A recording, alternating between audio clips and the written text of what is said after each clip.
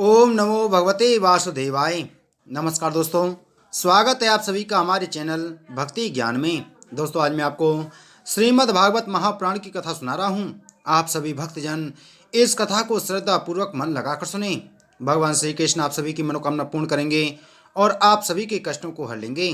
दोस्तों, पिछली कथा में हमने सुना था भगवान के द्वारा पृथ्वी को आश्वासन, वसुदेव देवकी का विवाह और कंस के द्वारा देवकी के 6 पुत्रों की हत्या। आज की कथा में हम सुनेंगे भगवान का गर्भ प्रवेश और देवताओं द्वारा गर्भ स्तुति। श्री सुखदेव जी कहते हैं, परीक्षित, कंस एक तो स्वयं बड़ा बली था और दूसरे मगध नरेश जरासंध की उसे बहुत बड़ी सहायता प्राप्त थी। तीसरे उसके साथी थे प्रमलासुर, बकासुर, चांडूर, तृष्णावर्त, अघासुर, मुष्टिक, अरिष्टासुर, द्वैविद, पूतना, केसी और धैनुक तथा बाणासुर और भौमासुर आदि बहुत से दैत्य राजा उसके सहायक थे। इनको साथ लेकर वह यदुवंशियों को नष्ट करने लगा। वे लोग भयभीत होकर कुरु, पांचाल, कैकेय, साल्व, विदर्भ, निषद, विदेह और कौशल आदि देशों में जा बसे।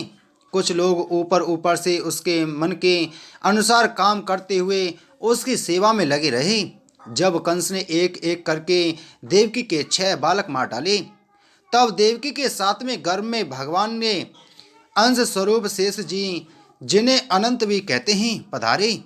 आनंद स्वरूप शेष जी के गर्भ में आने के कारण देवकी को स्वाभाविक ही हर्ष हुआ, परंतु कंस शायद इसे भी मार डाले, इस भय से उनका शोक भी बढ़ गया। विश्वात्मा भगवान ने देखा कि मुझे ही अपना स्वामी और सर्वस्व मानने वाले यदुवंशी कंस के द्वारा बहुत ही सताए जा रहे हैं। तब उन्होंने अपनी योग माया को यह आदेश दिया, हे देवी कल्याणी, तुम ब्रज में जाओ। वह प्रदेश ग्वालों और गौं से सुशोभित है। वहाँ नंद बाबा के गोकुल में वसुदेव की पत्नी रोहिणी निवास करती है। उनकी और भी पत्नियां कंस से डरकर गुप्त स्थानों में रह रही हैं। इस समय मेरा वह अंश, जिसे शेष कहते हैं, देवकी के उदर में गर्भ रूप से स्थित है। उसे वहां से निकालकर तुम रोहिणी के पेट में रख दो। कल्याणी, अब मैं अपने समस्त ज्ञान बल आदि अंशों के साथ देवकी का पुत्र बनूंगा और तुम नंद बाबा की पत्नी यशोदा के गर्भ से जन्म लेना। तुम लोगों को मुंह मांगे वरदान देने में समर्थ होगी। मनुष्य तुम्हें अपनी समस्त अभिलाषाओं को पूर्ण करने वाली जानकर धूप, दीप, नैवेद्य एवं अन्य प्रकार की सामग्रियों से तुम्हारी पूजा करेंगे। पृथ्वी में लोग तुम्हारे लिए बहुत से स्थान बनाएंगे और दुर्गा, भद्रकाली, विजया, वैष्णवी, कुमुदा, चंडिका, कृष्णा, माधवी, कन्या, माया, नारायणी, ईशानी, शारदा और अंबिका आदि बहुत से नामों से पुकारेंगे। देवकी के गर्भ में से खींचे जाने के कारण शेष जी को लोग संसार में संकर्षण कहेंगे। लोक रंजन करने के कारण राम कहेंगे और बलवानों में श्रेष्ठ होने के कारण बलभद्र भी कहेंगे। जब भगवान ने इस प्रकार आदेश दिया, तब योग माया ने जो आज्ञा ऐसा कहकर उनकी बात सिरोधार्य की और उनकी परिक्रमा करके वे पृथ्वी लोक में चली आईं तथा भगवान ने जैसा कहा था वैसा ही किया। जब योग माया ने देवकी का गर्भ ले जाकर रोहिणी के उदर में रख दिया, तब पूर्ववासी बड़े दुख के साथ आपस में कहने लगे, हाय बेचारे देवकी का यह गर्भ तो नष्ट ही हो गया। भगवान भक्तों को अभय करने वाले हैं, वे सर्वत्र सब रूप में हैं, उन्हें कहीं आना जाना नहीं है, इसलिए वे वसुदेव जी के मन में अपनी समस्त कलाओं के साथ प्रकट हो गए। उसमें विद्यमान रहने पर भी अपने को अव्यक्त से व्यक्त कर दिया। भगवान की ज्योति को धारण करने के कारण वसुदेव जी सूर्य के समान तेजस्वी हो गए। उन्हें देखकर लोगों की आंखें चौंधिया जाती। कोई भी अपने बल, वाणी या प्रभाव से उन्हें दबा नहीं सकता था। भगवान के उस ज्योतिर्मय अंश को, जो जगत का परम मंगल करने वाला है, वसुदेव जी के द्वारा आधार किए जाने पर देवी देवकी ने ग्रहण किया। जैसे पूर्व दिशा चंद्रदेव को धारण करती है, वैसे ही शुद्ध सत्व से संपन्न देवी देवकी ने विशुद्ध मन से सर्वात्मा एवं आत्मस्वरूप भगवान को धारण किया। भगवान सारे जगत के निवास स्थान हैं। देवकी उनका भी निवास स्थान बन गई। परंतु घड़े आदि के भीतर बंद किए हुए दीपक का और अपनी विद्या दूसरे को न देने वाले ज्ञान खल की श्रेष्ठ विद्या का प्रकाश जैसे चारों ओर नहीं फैलता, वैसे ही कंस के कारागार में बंद देवकी की भी उतनी शोभा नहीं हुई। देवकी के घर में भगवान विराजमान हो गए थे।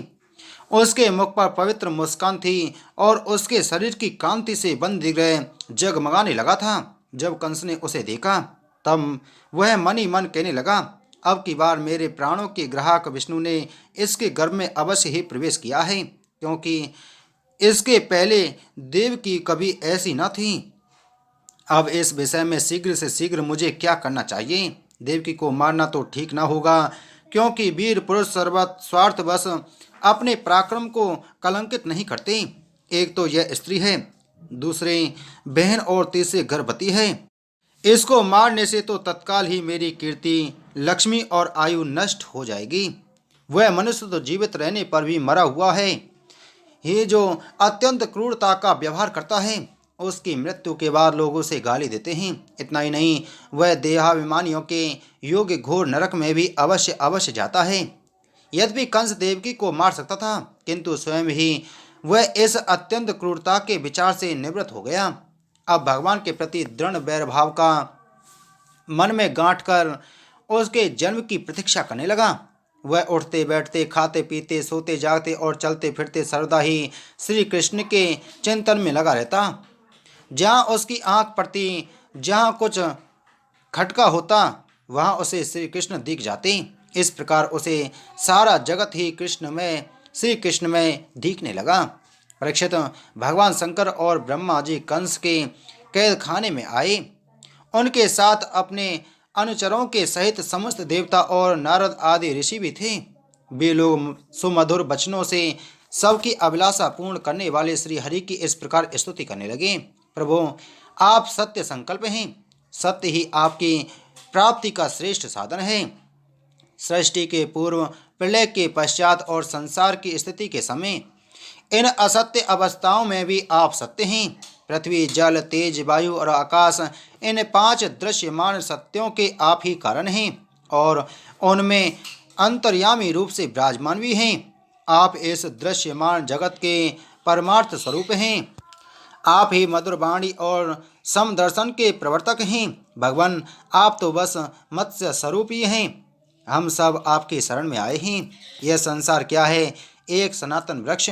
इस वृक्ष का आश्रय है एक प्रकृति। इसके 2 फल हैं, सुख और दुख। 3 जड़ें हैं, सत्व, रज और तम। 4 रस हैं, धर्म, अर्थ, काम और मोक्ष। इसके जानने के 5 प्रकार के हैं, स्रोत, त्वचा, नेत्र, रसना और नासिका।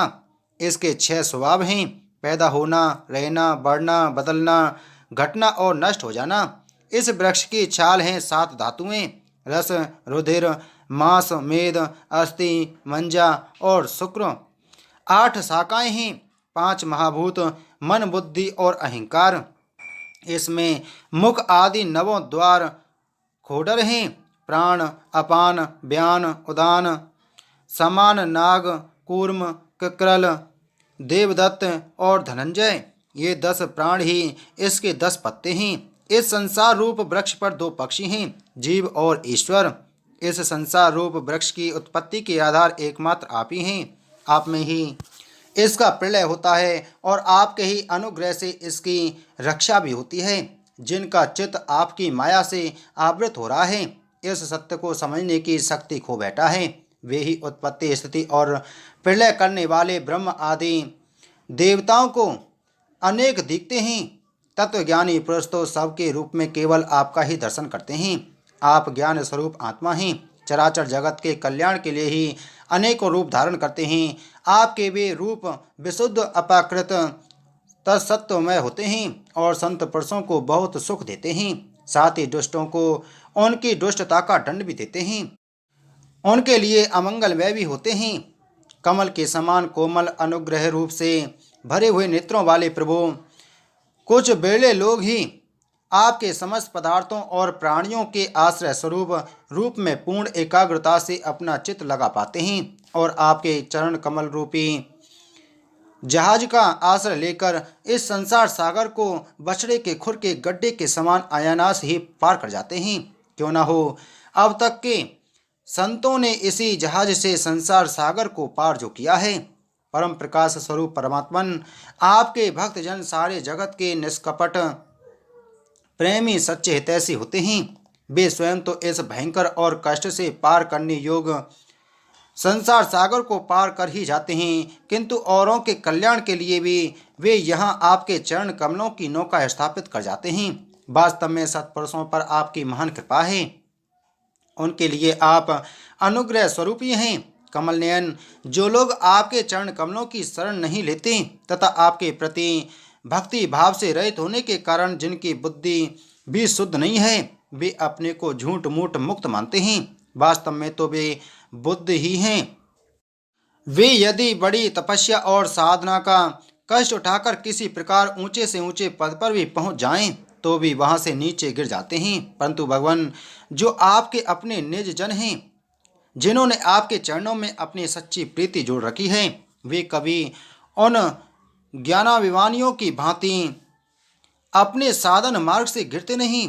प्रभु, वे बड़े बड़े विघ्न डालने वालों की सेना के सरदारों के सिर पर पैर रखकर निर्भय विचरते हैं। कोई भी विघ्न उनके मार्ग में रुकावट नहीं डाल सकते, क्योंकि उनके रक्षक आप जो हैं। आप संसार की स्थिति के लिए समस्त देहधारियों को परम कल्याण प्रदान करने वाला बेशुद्ध सत्वमय सच्चिदानंदमय परम दिव्य मंगल विग्रह प्रकट करते हैं। उस रूप के प्रकट होने से ही आपके भक्त वेद कर्म कांड अष्टांग योग तपस्या और समाधि के द्वारा आपकी आराधना करते हैं। फिर बिना किसी आश्रय के वे किसकी आराधना करेंगे? प्रभु, आप सबके विदाता हैं। यदि आपका यह विशुद्ध सत्वमय निज स्वरूप न हो, तो अज्ञान और उसके द्वारा होने वाले भेदभाव को नष्ट करने वाला अपरोक्ष ज्ञान ही किसी को न हो। जगत में दिखने वाले तीनों गुण आपके हैं और आपके द्वारा ही प्रकाशित होते हैं, यह सत्य है। परंतु इन गुणों की प्रकाशक वृत्तियों से आपके स्वरूप का केवल अनुमान ही होता है, वास्तविक स्वरूप का साक्षात्कार नहीं होता। आपके स्वरूप का साक्षात्कार तो आपके इस विशुद्ध सत्व में स्वरूप की सेवा करने पर आपकी कृपा से ही होता है। भगवान, मन और वेद वाणी के द्वारा केवल आपके स्वरूप का अनुमान मात्र होता है, क्योंकि आप उनके द्वारा दृश्य नहीं, उनके साक्षी हैं। इसलिए आपके गुण जन्म और कर्म आदि के द्वारा आपके नाम और रूप का निरूपण नहीं किया जा सकता। फिर भी प्रभु, आपके भक्तजन उपासना आदि क्रिया योगों के द्वारा आपका साक्षात्कार तो करते ही हैं। जो पुरुष आपके मंगलमय नामों और रूपों का श्रवण कीर्तन स्मरण और ध्यान करता है और आपके चरण कमलों की सेवा में ही अपना चित्त लगाए रहता है, उसे फिर जन्म मृत्यु रूप संसार के चक्र में नहीं आना पड़ता। संपूर्ण दुखों के हरने वाले भगवान, आप सर्वेश्वर हैं। यह पृथ्वी तो आपका चरण कमल ही है। आपके अवतार से इसका भार दूर हो गया। धन्य है प्रभु, हमारे लिए यह बड़े सौभाग्य की बात है कि हम लोग आपके सुंदर सुंदर चिन्हों से युक्त चरण कमलों के द्वारा विभूषित पृथ्वी को देखेंगे और स्वर्गलोक को भी आपकी कृपा से कृतार्थ देखेंगे। प्रभु, आप अजन्मा हैं। यदि आपके जन्म के कारण के संबंध में हम कोई तर्क न करें, तो यही कह सकते हैं कि यह आपका एक लीला विनोद है। ऐसा कहने का कारण यह है कि आप तो द्वैत के लेस से रहित सर्वाधिष्ठान स्वरूप हैं और इस जगत की उत्पत्ति स्थिति तथा प्रलय अज्ञान के द्वारा आप में आरोपित हैं। प्रभु, आपने जैसे अनेकों बार मत्स्य, हैग्रीव, कश्यप, नरसिंह, बारा, हंस, राम, परशुराम और वामन अवतार धारण करके हम लोगों की और तीनों लोकों की रक्षा की है, वैसे ही आप इस बार भी पृथ्वी का भार हरण कीजिए। यदुनंदन, हम आपके चरणों में वंदना करते हैं।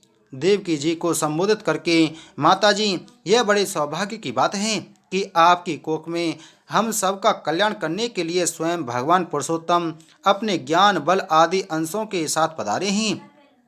अब आप कंस से तनक भी मत डरिए। अब तो वह कुछ ही दिनों का मेहमान है। आपका पुत्र यदुवंश की रक्षा करेगा। श्री सुखदेव जी कहते हैं, परीक्षित, ब्रह्मा आदि देवताओं ने इस प्रकार भगवान की स्तुति की। उनका रूप यह है कि इस प्रकार निश्चित रूप से तो कहा नहीं जा सकता। सब अपनी अपनी मति के अनुसार उसका निरूपण करते हैं। इसके बाद ब्रह्मा और शंकर जी को आगे करके देवगण स्वर्ग में चले गए। बोलो श्रीमद् भागवत महापुराण की जय। बोलो श्री कृष्ण चंद्र भगवान की जय।